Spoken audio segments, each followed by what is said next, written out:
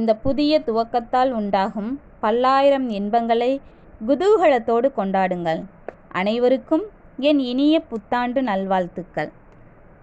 சென்ற வருடம் 2020 நிறைய மாற்றங்கள் நடந்துருச்சு. உலக மக்களின் வாழ்க்கையவே திசை திருப்பிய ஒரு வருடம் அப்படின்னு சொல்லலாம். இந்த 2020 போலவே 2021 எந்த விதமான இயற்கை சீற்றங்களும் நடக்காமல் உலக மக்கள் அனைவரும் நல்லபடியாக இருக்கணும், நம்ம வாழ்க்கையும் நல்லா இருக்கணும் அப்படிங்கிறதுக்காண்டியும் கடவுள்கிட்ட கொஞ்ச நேரம் ப்ரேயர் பண்ணுவோம்ப்பா. Silent prayer.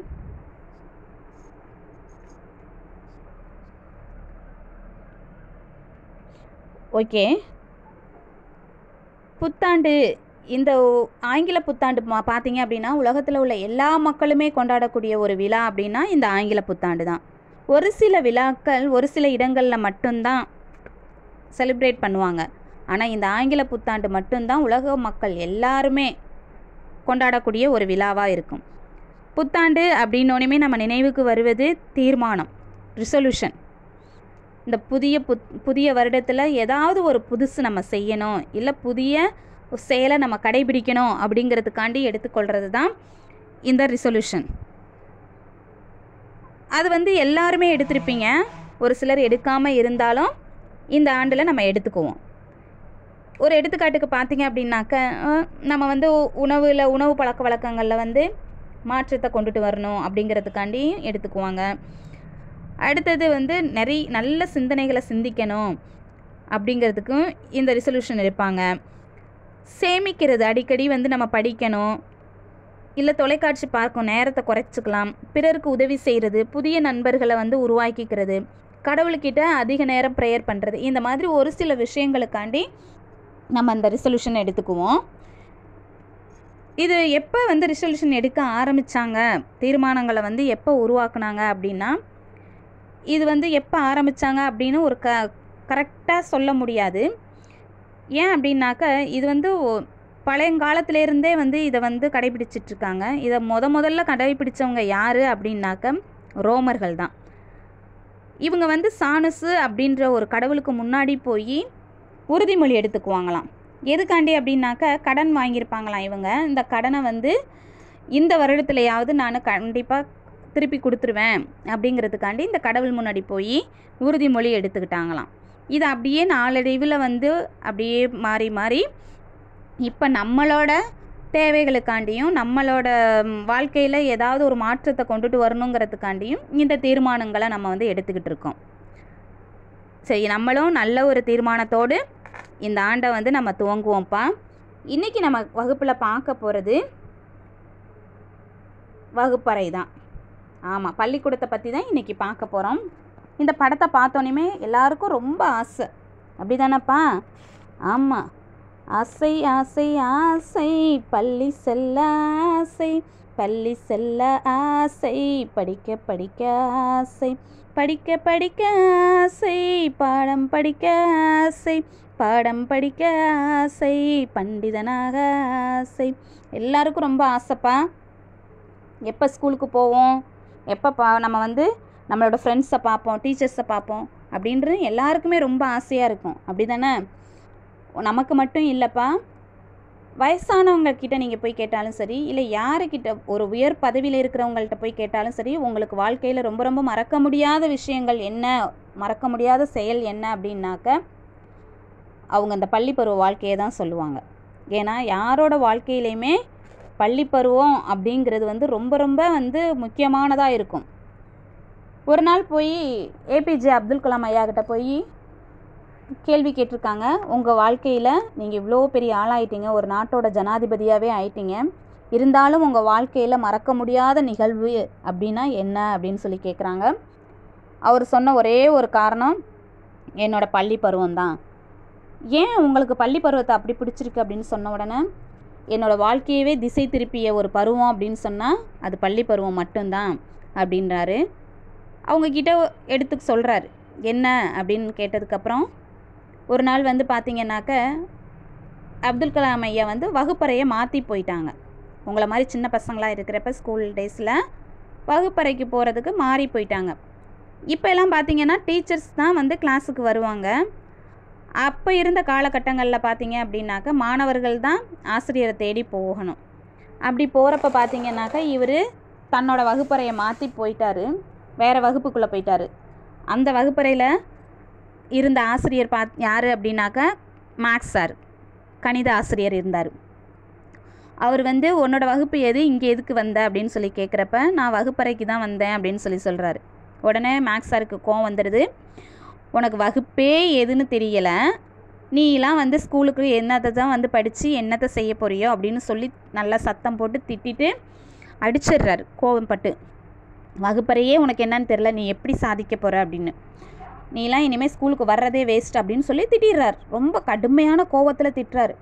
அங்கே இருக்க மற்ற மாணவர்களும் இவரை பார்த்துட்டே இருக்கிறாங்க. இவருக்கு ரொம்ப அவமானமாக போயிடுச்சு. வீட்டுக்கு போகிறாரு, போயிட்டு ரொம்ப அழுகிறாரு, தனியாக உட்காந்து யோசிக்கிறாரு. ஐயோ நம்மளை வந்து சார் இப்படி திட்டாரே அப்படின்னு சொல்லி. இருந்தாலும் நம்ம வந்து இந்த சாரிக்கிட்ட எப்படியாவது நம்ம நல்ல பேர் வாங்கணும் அப்படின்னு நினச்சிட்டே அவர் அடுத்த நாள் ஸ்கூலுக்கு வர்றாரு. வந்துட்டு அப்படியே கண்டினியூவாக படிச்சுட்டே இருக்கிறாரு. கொஞ்ச நாள்லேயே பார்த்தீங்க அப்படின்னா எக்ஸாம் வந்துடுது. அந்த எக்ஸாமில் அப்துல் கலாம் ஐயா மேக்ஸில் 100 மார்க் வாங்கிட்டாராம். ரொம்ப பெரிய ஆச்சரியம்.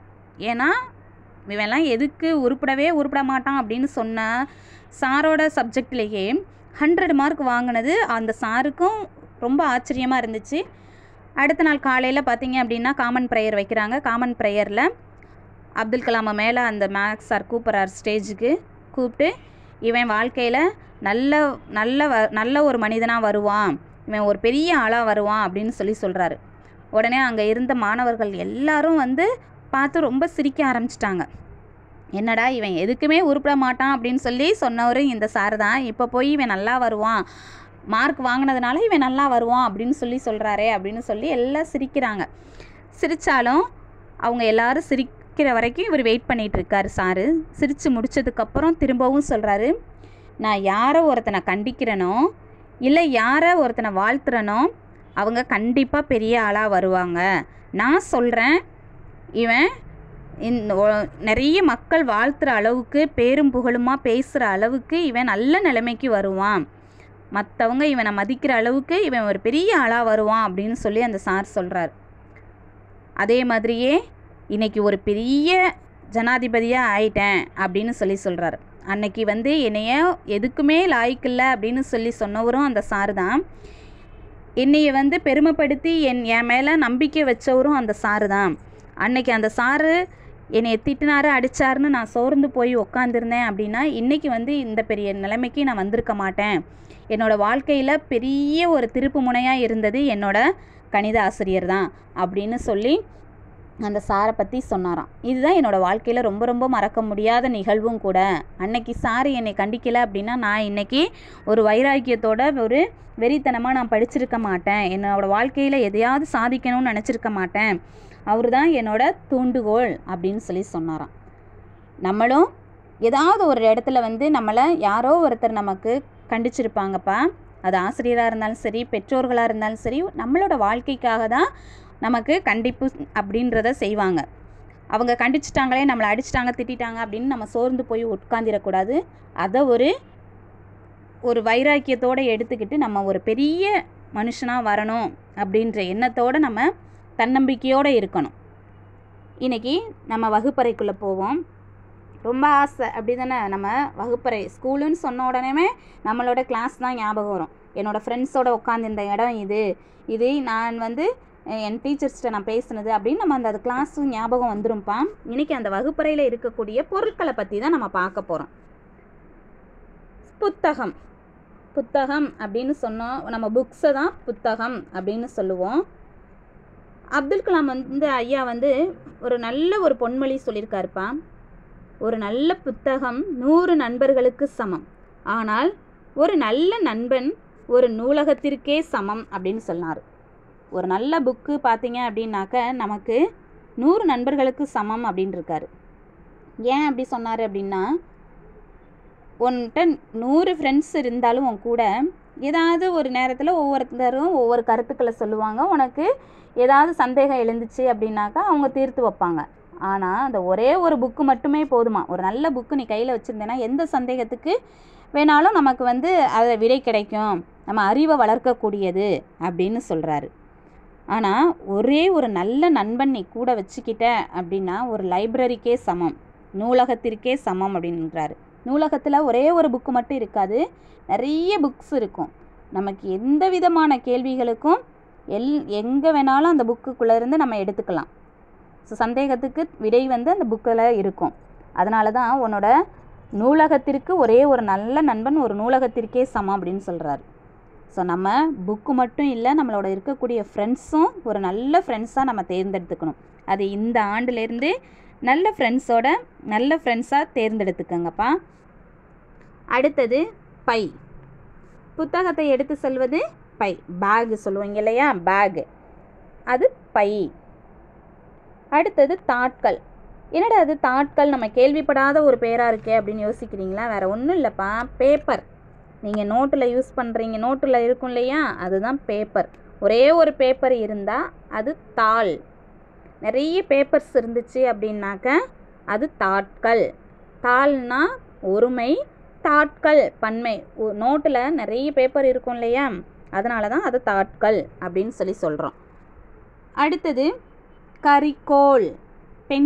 பென்சிலோட தமிழ் பேர் தான் கரிக்கோல். இந்த பென்சிலுக்குள்ளே இருக்கக்கூடிய அந்த கருப்பாக எழுதுகிறோம் இல்லையா, அதுதான் கிராஃபைட். அது பேர் என்னது? கிராஃபைட். அது பார்த்திங்கன்னாக்க சாதாரண ஷார்ப்பாக இருக்கிறப்ப நல்லா எழுதும், அதே உடஞ்சிருச்சு அப்படின்னாக்க அதோட எழுத்துக்கள் மாறி போயிடும். அது மாதிரி நம்மளோட வாழ்க்கையும் எப்பயுமே ஷார்ப்பாக இருக்கணும், எந்த இடத்துலையும் நம்ம வந்து மழுங்கிடக்கூடாது அப்படின்னு சொல்லுவோம். அடுத்தது அழிப்பான். எரேசரை தான் அழிப்பான் அப்படின்னு சொல்கிறோம்.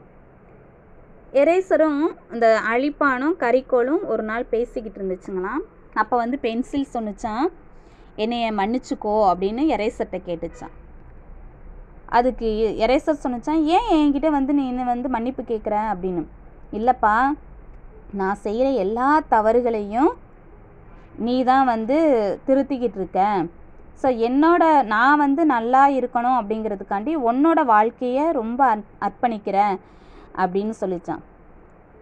உடனே எனக்கு ஒன்றும் புரியலை அப்படின்னோடனே, ஆமாம், நான் வந்து தவறாக செய்கிறதெல்லாம் நீ தான் அழித்து அதன் வந்து சரிப்படுத்துகிற.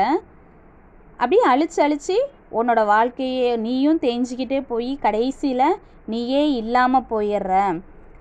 அதனால தான் நான் உன்னை வந்து மன்னிச்சுக்கோ உனக்கிட்ட அப்படின்னு கேட்டேன் அப்படின்னு சொன்னிச்சான்.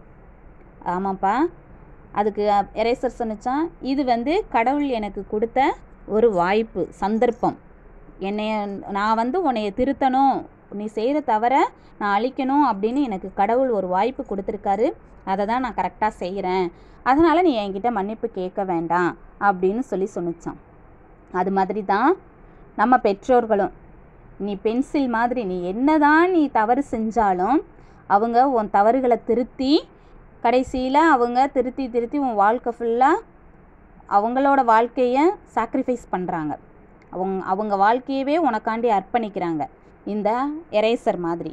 ஸோ அவங்கள வந்து நம்ம என்றைக்குமே மறக்கக்கூடாது. பெற்றோர்கள் தான் நம்ம வாழ்க்கையில் ஒரு உறுதுணையானவங்க. இந்த அழிப்பான் அப்படின்னா எரேசர். இந்த லீ வந்து எழுதுகிறப்ப உங்களுக்கு வந்து சந்தேகம் வரும், அழிப்பானுக்கு எந்த லீ போடுறது அப்படின்னு. அதில் குண்டு லீ போட்டிங்க அப்படின்னா ஒளி, சத்தம்.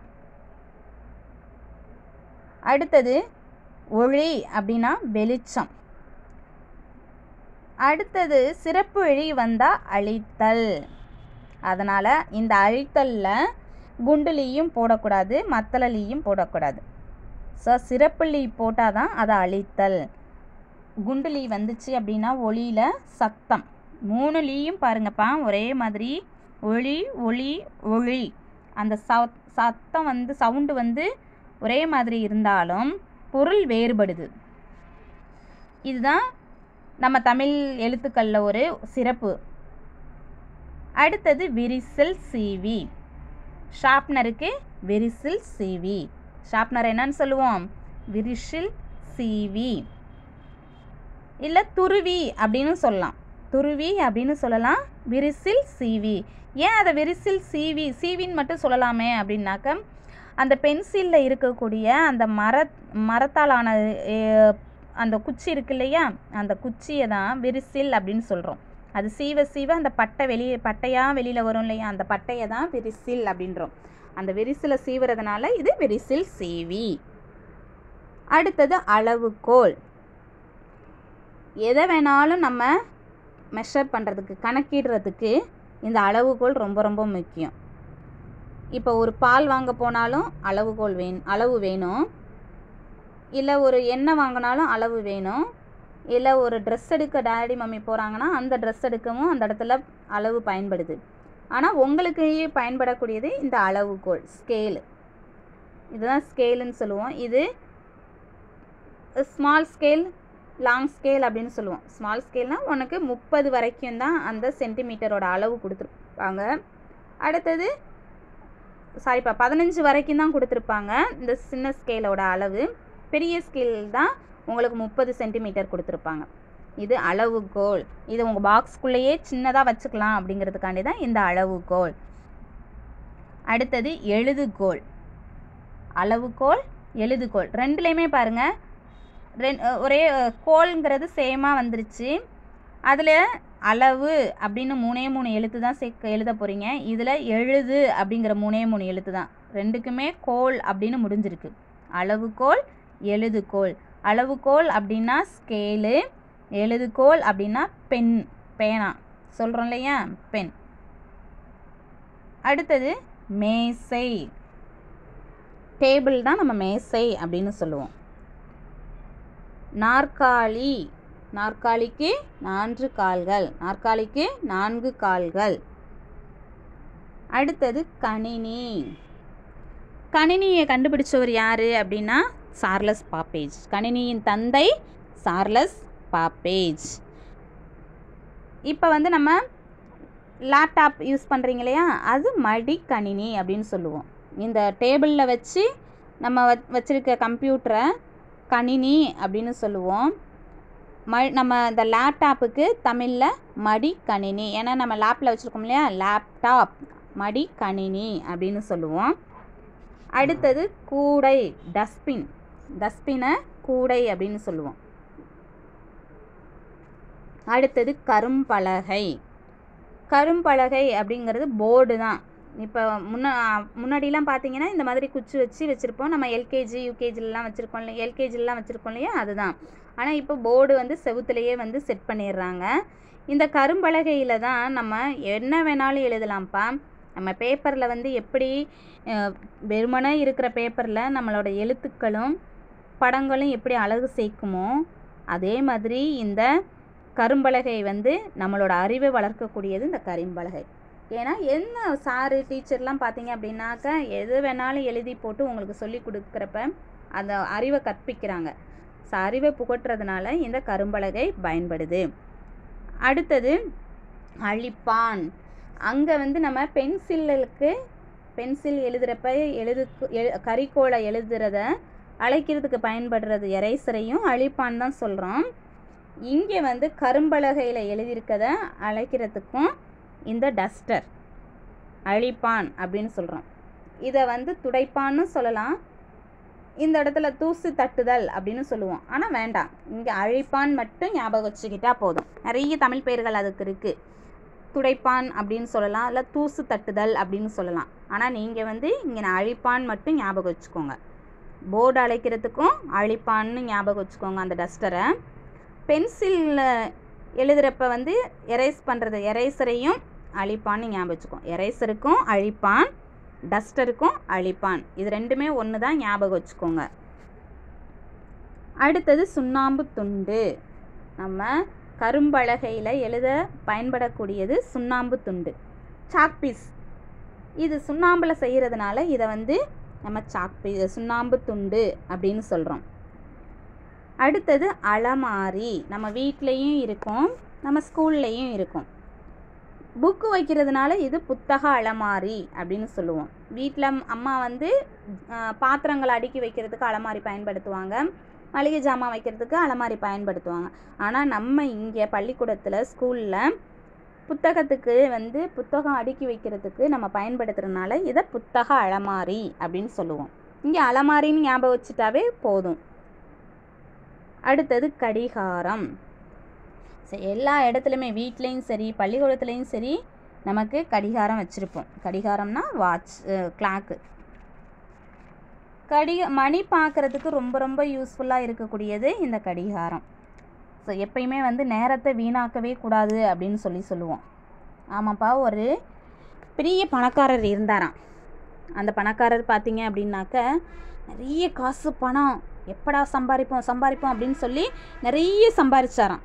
சம்பாரித்து நிறைய பணக்காரராக ஆகிட்டார், பெரிய பணக்காரராக. ஒரு நாள் வந்து யமதர்மன் ராஜா வராராம். யமதர்மன் வந்து, உனக்கு ஆயுட்காலம் முடிஞ்சிருச்சு, உன்னைய வந்து நான் கொல்ல போகிறேன், சாகடிக்க போகிறேன் அப்படின்னு சொல்கிறாராம். சொன்னோடனே அதை கேட்டோடனே அந்த பணக்காரருக்கு ரொம்ப ஷாக்கு, அதிர்ச்சி ஆயிடுச்சு. ஐயோ, நம்ம வாழ்க்கையில் பணத்தை மட்டுமே நம்ம சம்பாதிக்கிறதுக்காண்டி நம்ம காலத்தை வந்து நேரத்தை வீணாக்கிட்டோமே, நம்ம மற்ற எதையுமே பண்ணலையே அப்படின்னு சொல்லிட்டு அந்த யமதர்மன்கிட்ட போய் கேட்குறாராம். எனக்கு ஒரே ஒரு மாதம் மட்டும் டைம் கொடுங்க அப்படின்னு. அவர் அதெல்லாம் முடியாது அப்படின்னு சொல்கிறாராம். சரி, ஒரே ஒரு வாரமாவது டைம் கொடுங்க, நான் வந்து என் வாழ்க்கையில் நிறைய சந்தோஷங்கள் நிறைய வந்து நான் அனுபவிக்காமல் இருக்கேன், நான் அதெல்லாம் செஞ்சிட்றேன் அப்படின்னு. அதுக்கும் அவர் முடியவே முடியாது அப்படின்னு சொல்லிட்டாராம். சரி, ஒரு நாளாவது டைம் கொடுங்க அப்படின்னா, முடியாது, அதெல்லாம் டைம் உனக்கு நிறைய கொடுத்தாச்சு, இன்னமேலாம் உனக்கு முடியாது அப்படின்னு சொல்கிறாராம். கடைசியாக அவர்கிட்ட ஒரே 1 மணி நேரமாவது கொடுங்க அப்படின்னு கேட்குறாராம். அந்த 1 மணி நேரமும் உனக்கு கொடுக்க முடியாதுன்னு சொல்லிட்டாராம் யமதர்மன். சரி, கடைசியாக ஒரே 1 நிமிஷமாவது கொடுங்க அப்படின்னு. உடனே அவர் யமதர்மனுக்கு ஆச்சரியம், என்னடா இவ்வளோ நேரம் டைம் கேட்டுட்டு இப்போ போய் 1 நிமிஷத்தை டைம் கேட்குறியே அப்படின்னு, அதில் நீ என்னத்தை சாதிக்க போகிற அப்படின்னு. இல்லை, எனக்கு ஒரே 1 நிமிஷம் மட்டும் கொடுங்க, நான் இந்த நோட்டில் வந்து என்னோட பிரியா விடை சொல்லுவோம் இல்லையாப்பா, அதை நான் எழுதி வச்சுட்டு வரேன் அப்படின்னு சொன்னாராம். சரி போ அப்படின்னு சொன்னோன்னே அந்த 1 நிமிஷத்தில் தான் அவருக்கு அவ்வளோ நாள் கிடைச்ச வாழ்க்கையில் அந்த ஒரே 1 நிமிஷம் வந்து அவர் வாழ்க்கையில் ரொம்ப ரொம்ப மறக்க முடியாத நேரமாக மாறிடுச்சான். ஏன்னா அவருக்கு முக்கியமாக யாருக்கு என்ன எழுதணுமோ அந்த நோட்டில் அதை அவரோட டைரியில் எழுதி வச்சாராம். ஸோ அதை படித்து இதுலேருந்து என்ன தெரியுதுன்னா, நம்ம எவ்வளவோ நாட்கள் இருக்கும்பா, அந்த நாட்களெல்லாம் நம்ம விட்டுடுறோம். கடைசி நேரத்தில் ஐயோ எனக்கு நேரம் இல்லையே அப்படின்னு சொல்கிறோம். அன்னன்னைக்கு மிஸ்ஸு கொடுக்குறத, அன்னன்னைக்கு இருக்கிற பாடங்களை அன்னன்னைக்கு நம்ம படிச்சிட்டோம் அப்படின்னா நம்ம கடைசி பரீட்சை நேரத்தில் வந்து நமக்கு வந்து கஷ்டப்படணுன்ற அவசியமே இல்லை. ஸோ எப்பயுமே வந்து நேரத்தை வீணாக்கக்கூடாது. காலம் பொன் போன்றது, டைம் இஸ் கோல்டு அப்படின்னு சொல்லுவோம். காலம் பொன் போன்றது, எப்பயுமே நேரத்தை வீணாக்கக்கூடாது. நேரம் போயிடுச்சு அப்படின்னா அந்த நேரத்தை நம்ம திரும்ப நம்மளால் கொண்டுட்டு வர முடியாது, இல்லை வாங்க முடியாது. அதனால் நம்ம அந்தந்த நேரத்தில் என்னென்ன செய்யணுமோ அந்தந்த செயல்களை நம்ம கண்டிப்பாக செஞ்சிட்டோம் அப்படின்னாக்க இந்த பணக்காரர் மாதிரி நம்ம கஷ்டப்படணும் அப்படின்ற அவசியம் இல்லை. கடிகாரம். அடுத்தது இவ்வளோ நேரம் வந்து நம்ம பார்த்தது வகுப்பறை பொருட்கள். வகுப்பறையில் இருக்கக்கூடிய என்னென்ன பொருட்களோ அதை மட்டும்தான் பார்த்தோம். ஸோ பொருட்கள் மட்டுமா இருக்கும், ஆசிரியரும் இருப்பார். ஸோ ஆசிரியர், மாணவர்கள், ஆண்கள் மட்டும் இருந்தீங்க அப்படின்னா அவங்க மாணவர்கள். அப்போ பெண்கள் மட்டும் இருந்தாங்கன்னா மாணவிகள். ஆண்கள் மட்டும் இருந்தால் மாணவர்கள், பெண்கள் மட்டும் இருந்தால் மாணவிகள். மாணவிகள், மாணவிகள், மாணவிகள், மாணவர்கள், மாணவர்கள், மாணவர்கள், ஆசிரியர், ஆசிரியர். கடிகாரம், கடிகாரம். இந்த கடிகாரத்தில் பார்ப்பா 2 பொருட்கள் சொல்லலாம். கடி அப்படின்னா ஒரு பொருளை வந்து ஒரு பழத்தையோ இல்லை காய்கறியிலையோ நம்ம கடிக்கிறது தான் கடி அப்படின்னு சொல்லுவோம். காரம் வந்து ஒரு சுவை. ஸோ கடி காரம் ஈஸியாக பிரித்து படிச்சிங்கன்னா ஈஸியாக அந்த எழுத்துக்களை எழுதிடலாம். கடி காரம். அடுத்தது அலமாரி. அலமாரி, அல மாரி மாரி மாரி அப்படின்னா மழை அப்படின்னு அர்த்தம். ரெயின். மும்மாரி மழை பொய்யும் அப்படின்னு சொல்லுவோம். மாரி வந்து மாரி அப்படின்னா மழை அப்படின்னு அர்த்தம். அடுத்தது சுண்ணாம்பு துண்டு. சு இன் நா இம்பு சுண்ணாம்பு. து இண்டு துண்டு. இந்த சுண்ணாம்பு துண்டில் பயன்படுத்தியிருக்க எழுத்து இன்னும் வந்து எல்லாமே 3 சுழி தான். சுண்ணாம்பில் இருக்கக்கூடிய இன்னும் 3 சுழி தான். நாவும் 3 சுழி தான். துண்டில் இருக்கக்கூடிய இன்னும் 3 சுழி தான். இந்த இடத்துல 2 சுழி பயன்படுத்தலை. அதனால் இதில் நீங்கள் பிழை ஏற்படுறதுக்கு வாய்ப்புகளே இல்லை. சுண்ணாம்பு துண்டு. அழிப்பான். அழி அப்படின்னா அழித்தல் அப்படின்னு அர்த்தம். அழிப்பான். அழிப்பாயின் அழிப்பான். சிறப்பு லீ வரணும். அடுத்தது கரும்பலகை. கரும் அப்படின்னாவே கருமை அப்படிங்கிற ஒரு நிறத்தை குறிக்கிறதுனால தான் கரும் அப்படின்னு சொல்லியிருக்கோம். பலகை அப்படின்னா போர்டு. பலகை அப்படின்னா போர்டு. கரும்பலகை. கரும் பலகை பலகை கரும்பலகை. Black board. கூடை. கூடை ரொம்ப ஈஸி, 2 எழுத்து தான். கூடை. கூடை டஸ்ட்பினை தான் கூடை அப்படின்னு சொல்கிறோம். அடுத்தது கணினி. இது வந்து கணினி அப்படின்னு சொல்கிறப்ப ஈஸியாக இருக்கும். நம்ம எழுதுகிறப்ப நமக்கே சந்தேகம் வரும், எந்த நீ முன்னாடி போடுறது, எந்த நீயை பின்னாடி போடுறது அப்படின்னு. கணினி பெரிய நீயை முன்னாடி 3 சுழி நீ வந்துட்டு அதுக்கப்புறம் தான் 2 சுழிங்க. காய்ஞாச்சா வரிசையிலையும் நமக்கு தாக்கு அப்புறம் டா நா வந்து முன்னாடி 3 சுழி நா தான் ஃபஸ்ட்டு வரும், கடைசியாக தான் 2 சுழி நா. அப்போ இதை ஞாபகம் வச்சுக்கோங்க. கணினிக்கு 3 சுழி நீ ஃபஸ்ட்டு வரணும், 2 சுழி நீ கடைசியாக வரணும் அப்படின்னு. கணினி. கணினி கணினி. நாற்காலி. காளி நாற்காலி. அடுத்தது மேசை. மேசை 2 எழுத்து தான். ரொம்ப ரொம்ப ஈஸி. மேசை. மேசை அப்படிங்கிறப்ப அப்படின்னு நீங்கள் ஒத்த கொம்பு போட்டுருவீங்க. ஒத்த கொம்பு போடக்கூடாது. மேசை அதுக்கு தான் அந்த உச்சரிப்பு நம்ம இழுத்து சொல்கிறோம். மேசை மேசை 2 கொம்பு போட்டு ரெட்டை கொம்பு போட்டு தான் நம்ம எழுதணும். அடுத்தது எழுதுகோல். எழுது கோயில். கோல் அப்படின்னா இந்த இடத்துல குச்சின்னு சொல்லுவோம். கோல் வந்து குச்சி, நம்ம ஸ்டிக்கு சொல்கிறோம் இல்லையா, அதுதான். ஸோ அப்போ எழுது குச்சி அப்படின்னு சொல்லலாம். இது எழுதுகோல், அதனால தான் இதை எழுதுகோல் அப்படின்னு சொல்கிறோம்.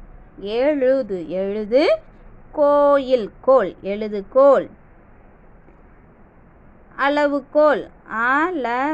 அளவு கோயில் கோல். நம்ம அளவு எடுக்கிறதுக்கு பயன்படுறதுனால இது அளவுகோல் அப்படின்னு சொல்கிறோம். அடுத்தது விரிசில் சீவி. விரிசில் சீவி. விரிசில் சீவி. இல்லை இது உங்களுக்கு கஷ்டமாக இருக்குன்னா இங்கே நான் எழுதாமல் விட்டுட்டேன்ப்பா, துருவி அப்படின்னு கூட நீங்கள் எழுதிக்கலாம். விரிசில் சீவி அப்படிங்கிறது பெரிய வார்த்தையாக தெரியுது, கஷ்டமாக இருக்குது அப்படின்னா துருவி. துருவி அப்படிங்கிற வார்த்தையை நீங்கள் பயன்படுத்திக்கலாம். ஷார்ப்னருக்கு விரிசில் சீவி. அடுத்தது இந்த வேறுபாடு லா வேறுபாடு தான் எழுதியிருக்கோம், அது ஒன்றும் பிரச்சனை இல்லை. அடுத்தது அழிப்பான். அழிப்பான். அங்கே நம்ம டஸ்டருக்கும் அழிப்பான் தான் சொல்லியிருக்கோம், இங்கே எரேசருக்கும் அழிப்பான் தான் சொல்கிறோம். ரெண்டுமே அழிக்கக்கூடியது அப்படிங்கிறதுனால, துடைக்கக்கூடியதுங்கிறதுனால அது அழிப்பான் அப்படின்னு சொல்கிறோம். அடுத்தது கரிக்கோல். கோயில் கரிக்கோல். அளவுகோல், கரிக்கோல், எழுதுகோல் இது 3மே சேமாக வருது. கரிக்கோல் அப்படின்னா பென்சில். அந்த பென்சிலில் கருப்பாக இருக்குது இல்லையா, அதை ஞாபகம் வச்சுக்கோங்க. கருப்பாக இருந்தால் அது கரிக்கோல். அளவுகோல்ங்கிறது மெஷர் பண்ணுறேன், அளவு எடுக்கிறதுக்கு பயன்படுறதுனால ஸ்கேலு அளவுகோல். பேனா வந்து எழுதுறதுக்கு பயன்படுறதுனால எழுதுகோல், அதை ஞாபகம் வச்சுக்கோங்க. 3க்குமே வித்தியாசம், கன்ஃபியூஸ் ஆகிக்காதீங்க. கரிக்கோல். கோயில் கரிக்கோல். அடுத்தது தாட்கள். தா இட் க இல் தாட்கள். தாட்கள்னா பேப்பர்ஸ். ஒரே ஒரு பேப்பர் இருந்தால் அது தாள், நிறைய பேப்பர்ஸ் இருக்குந்தா அது தாட்கள். பன்மையில் நம்ம சொல்லியிருக்கோம் பேப்பர்ஸை தான். அடுத்தது பை. இது ரொம்ப ரொம்ப ஈஸி. ஓரெழுத்து சொற்களுக்கும் பொருள் இருக்குது அப்படின்னு சொல்லியிருக்கோம் இல்லையா, அது இங்கே தெரியுது கரெக்டாக. பை அப்படின்னா நம்ம பேகு தான் பை அப்படின்னு சொல்லுவோம். அடுத்தது புத்தகம். பு இத் த ஹ இம் புத்தகம். ரொம்ப ரொம்ப ஈஸிப்பா. இது வினாக்களாக கேட்குவோம். வினாக்களில் கேட்பாங்க நீங்கள் வகுப்பறை பொருட்களை எழுதுக அப்படின்னு. அதனால் இதை நல்லா ஞாபகம் வச்சுக்கோங்க. புத்தகம், பை, தாட்கள், கரிக்கோல், அழிப்பான், விரிசில் சீவி, அளவுகோல், எழுதுகோல், மேசை, நாற்காலி, கணினி, கூடை, கரும்பலகை, அழிப்பான், சுண்ணாம்பு துண்டு, அலமாரி, கடிகாரம், ஆசிரியர், மாணவர்கள், மாணவிகள். இவ்வளோதான்ப்பா வகுப்பறை பொருட்கள். இது ரொம்ப ஈஸி தானே. இதை நல்லா படிச்சுக்கோங்க. இந்த புத்தாண்டை நல்லபடியாக நம்ம துவங்குவோம். நல்ல புத்தாண்டாக நம்ம மாற்றிக்குவோம். நம்ம வாழ்க்கையில் எல்லாருக்காண்டியும் நம்ம ப்ரேயர் பண்ணிக்குவோம். மீண்டும் அடுத்த வகுப்பில் நம்ம சந்திப்போம். நன்றி, வணக்கம்.